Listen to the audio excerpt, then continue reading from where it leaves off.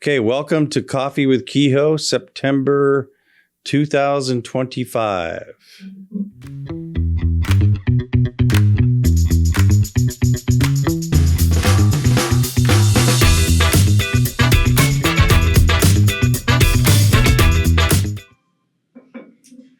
So we have an exciting show today and some fantastic guests with us that we coerced into a late Friday taping, and they're so excited to be here.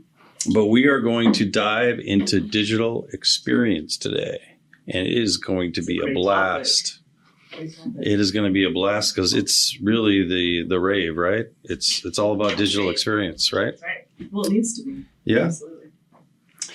And we're going to focus on the customer experience. And, you know, our customers go out to their apps and they go to Amazon Prime and they go to Uber and DoorDash or whatever they go to.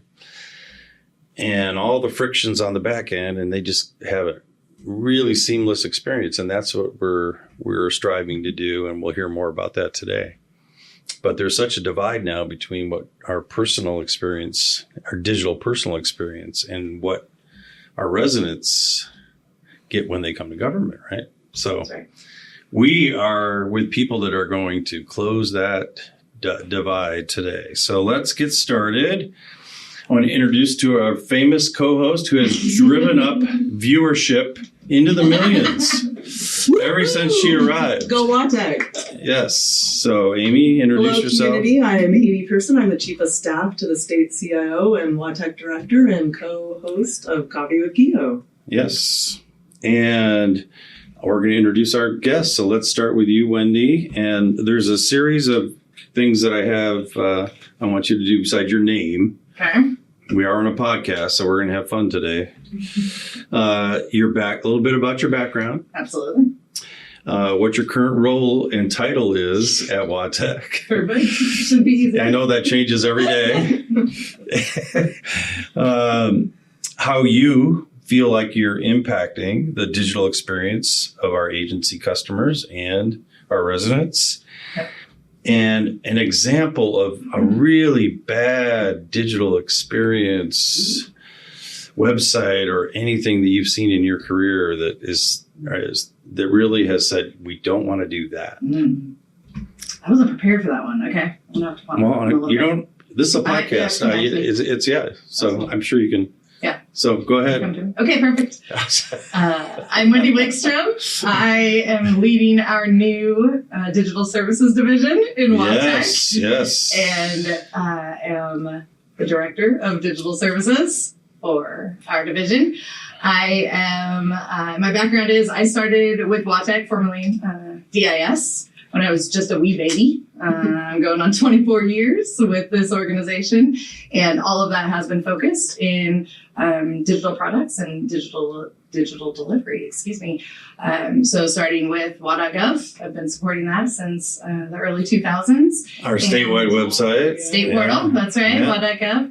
And since 2001, 2002, have been engaged in human-centered design, user research activities, and just focusing on the people that we serve and the products that we deliver. So a long history of that, and I'm super excited to be leading You're taking it to the next level. You got it. Absolutely. Yeah. Okay, Hannah. Yeah, well, thanks for having me here. My name is Hannah Byrne, and I get to be on Wendy's team, along with her, leading out digital experience in the state. So I'm really excited to be here. And some of my background, I actually started out my career in public radio. And the reason that I share that is then you're going to be a natural here. Wow. We'll see. I'm rusty. I'm very rusty. Yeah. Don't be a critic. But the reason that I share that is because my job at that time was just listening to people that oftentimes got caught up trying to navigate government systems. And so then I got interested in, naive, like early 20-year-old Hannah was like, why is it so difficult to make really easy systems to navigate? So then I went to government, and what I found is that what we often have is we're making decisions, but we really lack that data about how people are experiencing on the ground those programs and services. And so I kind of made the decision that I wanted to be at that intersection. Like, how do we help get those voices in the room and get that data in the room, and we're making decisions about how to deliver service. So it's kind of what I think it's a natural fit to be here now. I'm super excited to work on this effort in my home state. And a bad digital experience. So I did get a little heads up. So I had a small amount of time reading. It's my fault. But She deletes my emails. come in, just like archive. You have an auto delete, I think I heard. Yeah, okay. I'll look into setting that up. So I was thinking about this, and I'm like I'm the worst customer because I am super impatient. So I will not read anything. I'm just going to try to click on the thing and get to where I need to go as fast as possible. And Well, isn't that what most of our residents that's what do? a lot of people. Yeah. Absolutely. Yeah. Yeah. So maybe I'm an example, but Yeah. a bad example. And So you're just like click. I'm just like click. I don't want to read anything. Don't give me another piece of text. I don't want It that. needs to be intuitive. Yeah, it needs to be really intuitive. And I was trying to do something with I will, in your vein, leave this unnamed, but my local jurisdiction. I was trying to complete sort of a permit type situation, and it was so confusing. There were 2 portals that I had to integrate with, neither of which had names that meant anything to me or related to the That's a task great that example. I Wow. wanted to do. And one of which looked quite a bit outdated, such that when I was entering some payment info, I was like, what's this? Am I going to get my payment info stolen here? Did it have Like, is a this little lock legit? at It's the like, bottom? I was feeling a little bit sketchy, and I think that gets down to sort of that trust piece of like, Oh, can I there you trust go. that this is Yeah, the yeah. right Yeah. place for me Right. to put in my private information? So that's one that stands out to me. I hope that wasn't one of my developments from yesteryear, but that's a Not great naming the jurisdiction. Not naming, but it was not. Okay, well, thank you for that. Do you have any, experiences, or what do you think about digital experience and with all the work that you've done with projects and modernization? It's so important, and I'm glad that we're finally talking about the customer experience and the human-centered design. And having come from social services and having services that the whole spectrum of people we serve need to be able to access, and to see the barriers that our customers experience on a day-to-day. Government shouldn't be that hard. We are here to serve our people, and we need to make that easier. Why do you think we've made it so hard? Because we assume we know what people want. There's a lot of that. And it isn't inexpensive or easy to go out and get feedback, right? Yeah. And so, I mean, I see it time and time again still today that step in actually engaging with our users gets cut for budget reasons, for time reasons, right? Schedule reasons. So we don't have a ton of it. And there's a lot of effort going to get customer feedback. Yeah, it's a new day. Yes, And, but it is, it has not been customer first and then make decisions second, right? That hasn't been, we make technology decisions, we make, decisions based on the budget we have or internal priorities. So that makes it really challenging. Yeah. And I think one of the bummer things about that is that we often make that cut of like, we don't have enough time to do this customer research. And then we go forward and launch something and we end up having to go back and fix it because we didn't do that upfront research. And that's more costly than doing it upfront. Exactly. So it would serve ourselves well to mitigate kind of risk long term of being able to do that upfront. But we feel like it's a hard thing to prioritize sometimes. And I'm really happy to see that our state is investing in it, and that I think it's it feels like a trend. Maybe it's taken off. Oh, it's taken off. It's taken off already. Absolutely. All right. So we have talked about the NASCIO Top 10 on Coffee with Kehoe a lot.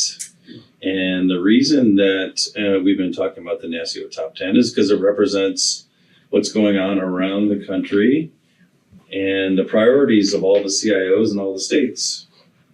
And then that information is good for us because then we can align our priorities and see if we have differences or gaps in what's going on around the country. So I find this very valuable, but I find it very valuable today because we're talking about digital experience.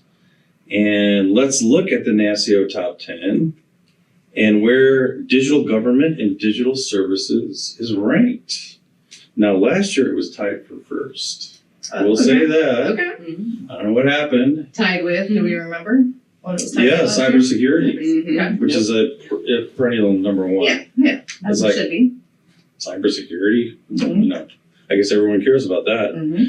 And but number 2 snuck in there ahead of. Yeah, it's Mhm. Yeah, but I think there's some commonalities here. So first of all, Wendy and Hannah and Amy, what do you think about digital government, digital services being recognized in the NASCIO top 10 and ranked so high?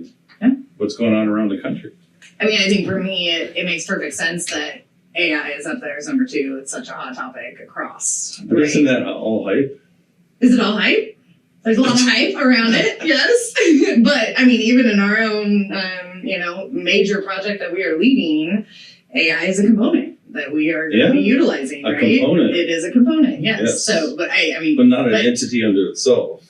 right. Yeah. But the policy needed the, the guidelines that we need to establish around that, and Washington State is doing so. I can see why it's there. I will say that. But yeah, I mean, digital government, digital services, I guess, I don't know how it couldn't be that high on the list because it's how we deliver services. It wasn't even right? on the top 10 like 2 or 3 years ago. Yeah, absolutely. So So do you see this when you're talking to your colleagues in other states that this is a focus? Can you give us some examples maybe of what other states are doing?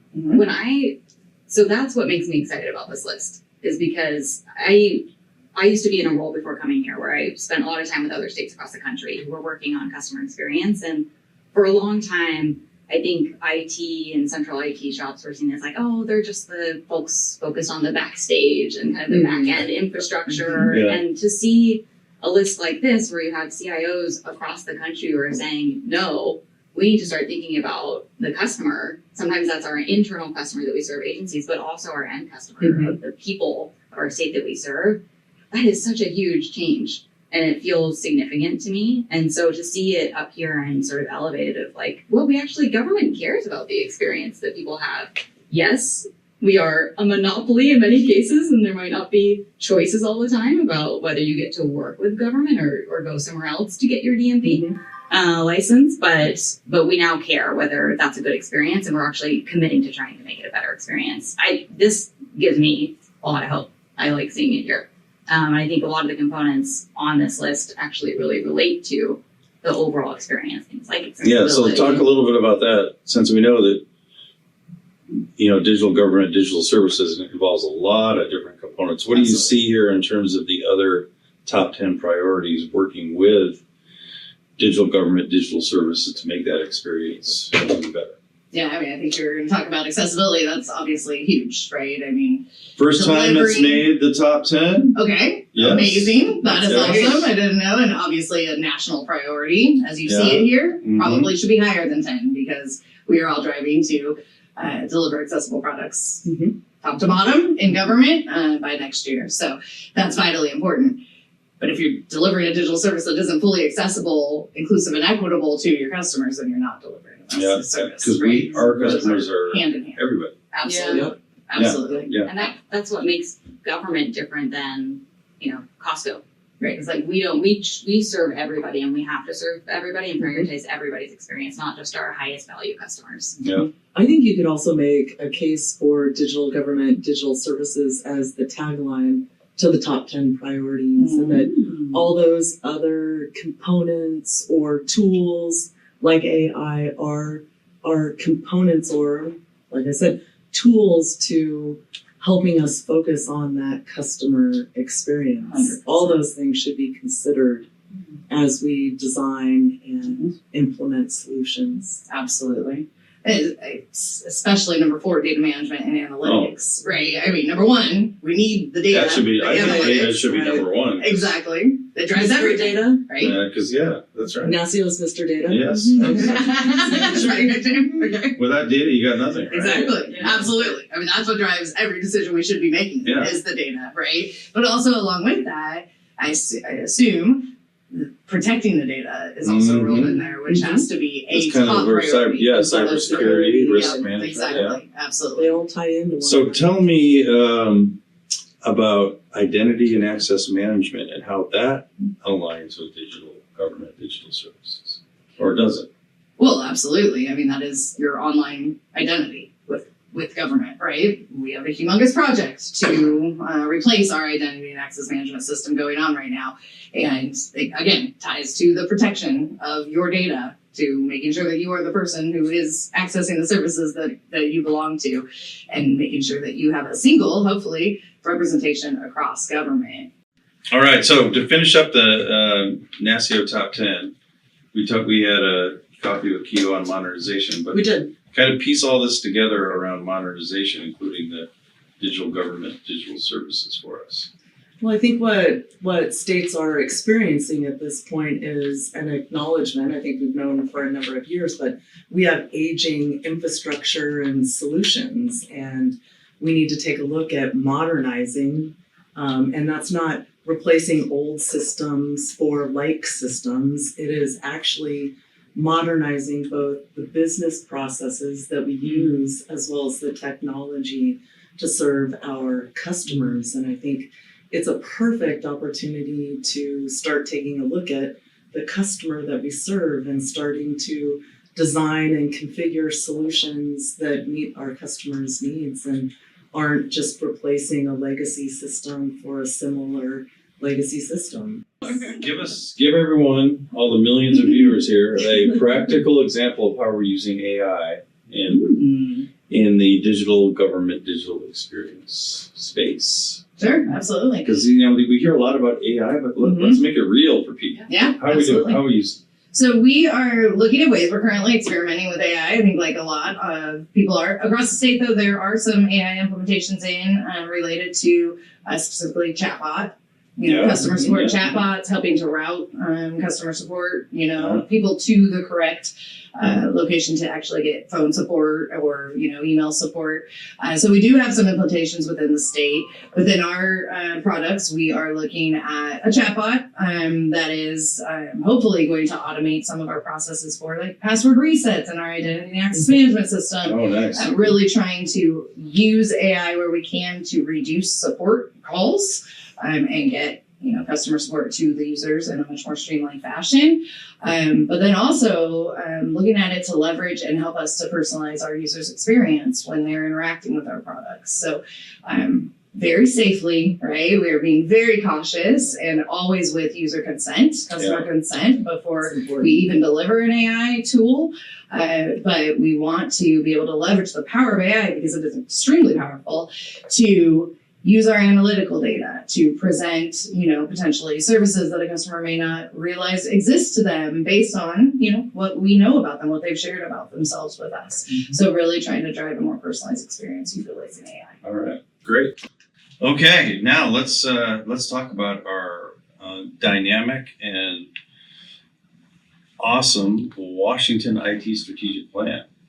Awesome. And we've got a lot of recognition for this plan because if you look at our goals, you don't see any real techie talk in here. It's all about customer, workforce, data, et cetera, right? But how that can help our lines of business and our agencies, how that can help our residents. So when you talk about digital experience and you look at our goals, tell us how digital experience aligns with one or more of those goals. So, yeah, where does it not align? Exactly. I think it aligns with, I can make a case for all four. All right, we'll do it. Yeah, and I'll start. If you do this, then you are going to be leading one of these goals. I think, so goal one is pretty clearly connected. I love to goal one. Digital experience. Yeah. And I read it, create a connected government experience that leaves no community behind. And I think that gets back to what we were talking about earlier of government has to prioritize everyone. And in order to when you really think about it, like what does it take to prioritize everyone's experience? You have to think about people who access government with screen readers. You have to think about people who have really limited internet access. You have to think about people who are doing everything on their phone while they're, sitting on a bus trying to get from A to Z and have very little time. So you have to think about everybody's experience, and that to me is really encapsulated with goal one. Goal 2, goal 3, goal 4. I mean, we have to have data in order to do all of that. We have to transform the way that we work in order to bring those customer insights in to take action on them. So tell me around that. Yeah. What kind of metrics are you looking at? Because that's something we haven't done well before, right? The customer experience, getting that feedback loop real time and metrics. How are we doing that differently today? Yeah, absolutely. Well, we're actually piloting a customer experience data collection pilot, right? Where we are trying to standardize, working with partners in Results Washington and other agencies, standardize the metrics that we are collecting and collecting them across the enterprise. This is a pilot, so it's a subset. That is so exciting. It's very exciting, but it will touch, the ideal is every aspect of a user's journey. So not only when they are on WA.gov, but then when they're directed to DOL, we can continue to gather data fantastic. about the step in the We've journey. never done It's that. exciting. Exactly. And consistent data. While we can still collect unique data to our questions that we have about our products, having that level of consistency at the enterprise that we can track What and the report experience across. is like. Absolutely. Yeah. It will be so powerful. And so we're really excited to be kicking that pilot off and have some real agency engagement on that. Start demonstrating that Right. value. All right.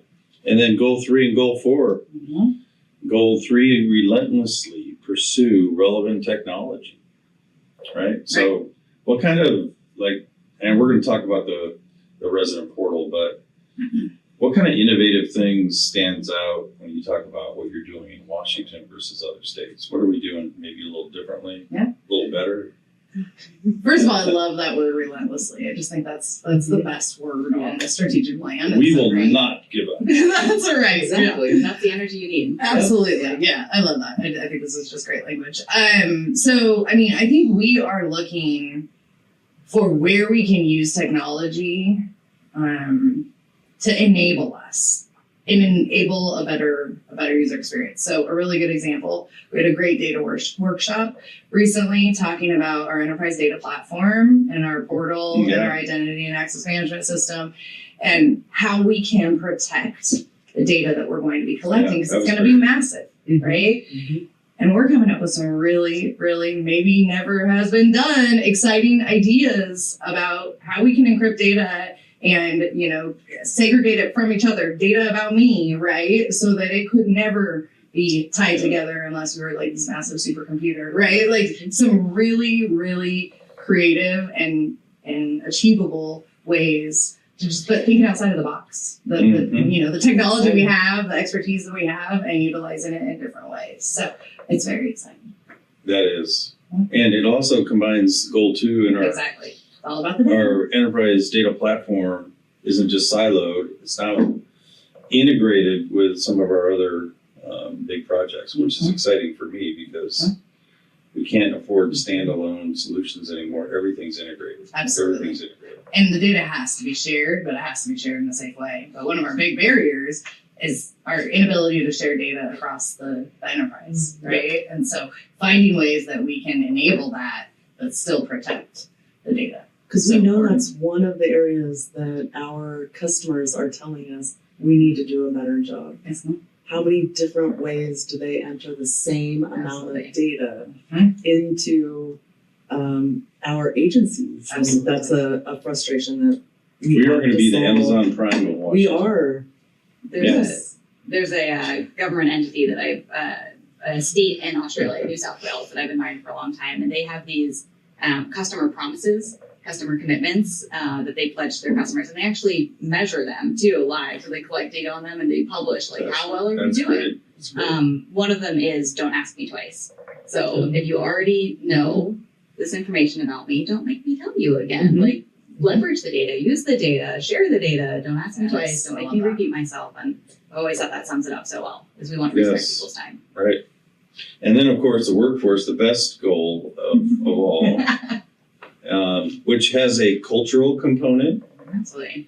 and a recruitment component and a retention component. And I think you addressed this when you said people want to come to work and they want to be excited about what they do. And working on digital experience is exciting. Absolutely. So that's exactly what Goal 4 is trying to get to. You got it. Can I All right. brag on Wendy for just a second here? Well, I don't know you if have that's to. part of the podcast, but go ahead. Because- we might edit that out. Listen, Go okay, ahead. we can do a clean cut here. Yeah. Um, We're open on Coffee with Kehoe. So I just want to say that I've seen, a lot of different organizations make decisions without leveraging, say that we're sort of committed to human-centered design and say that we're committed to customer research, but when the push comes to shove and we have to make a call, we make a call that maybe prioritizes technology or internal constraints or politics or what have you. And this leader over here really makes the calls based on customer insights. And I find that to be really inspiring. And I've seen Wendy, I've only been here for 3 months, and I've seen her make really hard calls I actually, Wendy was a fan of a particular name of something. We tested it with users. They did not like it. And Wendy says, okay, we'll let that go. No big thought for us. I think that's a What? I know. Really? So sad. Oh my god. No trees and no Yeah. bed. There goes we got a mascot out there now we're gonna have to get rid of. Oh, all right. Yeah, that's great. And we've had that. I mean, I remember when I got here 4 years ago, you were still on Access Washington, I think, and just transitioning to WaTech, and now look what we're doing. Yeah. So Absolutely. that's great. Okay, so let's talk about our organization at WaTech. We recently had one of those wonderful reorgs that everyone loves, right? And we haven't had too many reorgs, but this one was very, very important and purposeful. And one of the things we did is create your new organization, the Digital Services Organization. So talk a little bit about why we did that and what that really means and how this is really important for you as you launch your digital experience program in the state. Sure. I mean, I think what the reorg did in our division, and then even broader in the part of the organization we were moved into, is it aligned, for our division specifically, it aligned the services that were serving the end users, the end customers of the state. Deal. Right? That was a big deal. WaTech's customers, and you even said this earlier, Bill, right? WaTech's customers primarily are other agencies. Primarily we serve other agencies.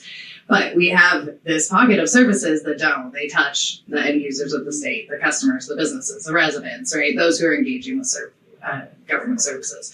So that's what this alignment did, was put us together organizationally. Yeah. And then the even broader alignment and reorganization brought kind of all of our customer support focused groupings together into one division under one leadership structure, which I think will just allow us. I mean, it really was customer experience focused, this entire reorg, right? Yeah. Like Service your excellence. your goals, but yes, absolutely. That's been the goal for the year. Right. And that was the strategy. Yeah. So did that make sense for you to be coming into the organization, how we're organized? Yeah, Or it did was like you- on day 2. I think Yeah. Or you got reorged in day 2. Oh my gosh. And she's still here. She's still I'm here. still here. Yeah, we'll see. After this podcast, but Titles. the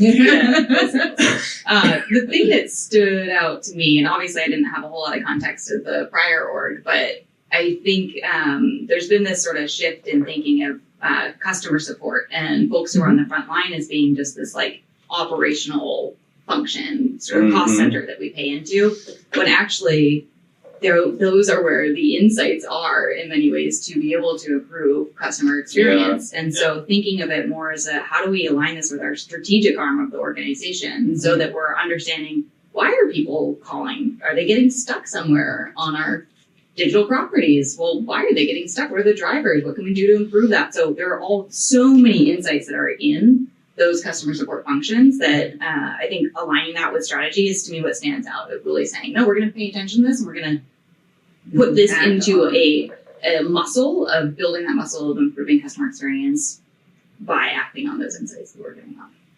What does that mean for you as chief of staff?